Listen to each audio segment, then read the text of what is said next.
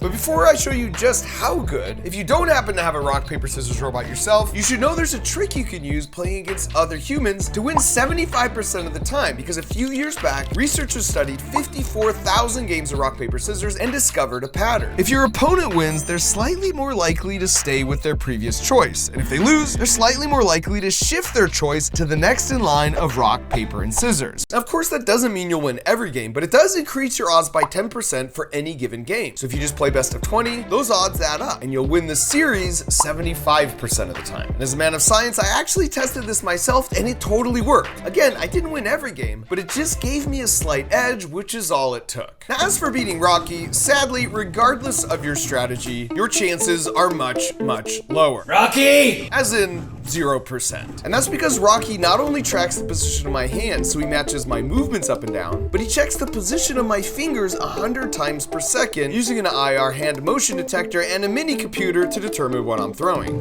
And then once the computer knows, it tells the correct servo motors in Rocky's 3D printed hand to actuate to throw the winning shape. Now, as you can see, whether I go slow or I go fast, he somehow always wins. The first person to beat him fair and square gets the $10,000 cash briefcase, but honestly, I think your chances are still better at just hitting the bullseye with the American Gladiators tennis ball cannon.